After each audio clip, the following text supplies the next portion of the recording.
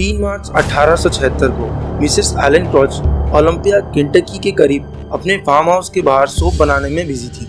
Mrs क्रॉच डर कर उछली जब कुछ ही फीट दूर मिट्टी पर एक गीली चीज आकर गिरी। इससे पहले कि वो नीचे देखती, उनके यार्ड में और भी चीजें गिरने की थप-थप आवाज आने लगी। आसमान से ब्राउनिश रेड रंग के टुकड़े गिर रहे थे। ये अजीब बारिश कई मिनट तक चलती रही और इसका ज्यादा असर उनके घर के बिल्कुल साथ 100 यार्ड लंबी जमीन की एक पट्टी पर हुआ।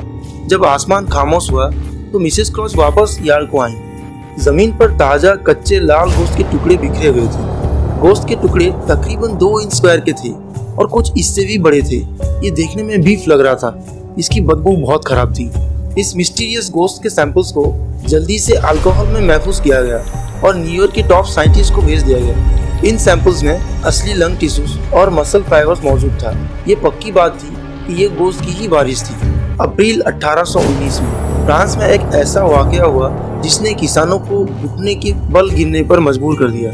उस वक्त यूरोप के गांव वाले बहुत रिलीजियस थे और फसलों के खराब होने का उन पर बहुत असर होता था। जब उन्होंने काले तूफानी बादलों से भरी बारिश के साथ नरम येलोइश और चिकने टुकड़े गिरते हुए देखे तो उन्हें लगा कि ये उन्हें जिंदा रखने के लिए गॉड की तरफ से भेजा गया खाने का एक मिरेकल है। ये चीज अलग अलग टुकड़ों की शक्ल में गिरी जो बिल्कुल डेयरी बटर जैसी लग रही थी। एक ऐसा ही इवेंट 1846 में ब्रिटिश रूल के दौरान इंडिया में भी हुआ। एक गांव के इलाके में लोगों ने आसमान में एक बड़े मेटेरॉइड को फटते हुए देखा। एक बहुत जोर की आवाज के थोड़ी देर बाद उनके खेतों पर एक अजीब सी बारिश हुई। पत्थर के टुकड़ों के बजाय आसमान से एक थिक, ऑयली और डार्क लिक्विड गिरा। वहाँ के किसानों ने इस लिक्विड को जले हुए घी जैसा बताया।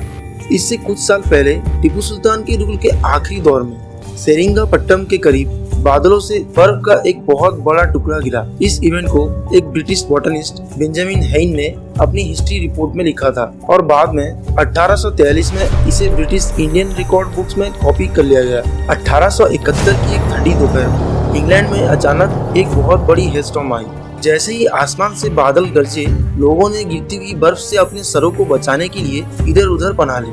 लेकिन जब लोगों ने नीचे देखा तो उन्हें टूटी हुई बर्फ नहीं मिली। उन्होंने हजारों की तादाद में छोटी जेली जैसी बॉल्स देखी। हर एक साफ स्किन के अंदर कोई चीज हिल रही थी। ये छोटे रेंगते हुए कीड़े जैसी क्रीचर्स थे।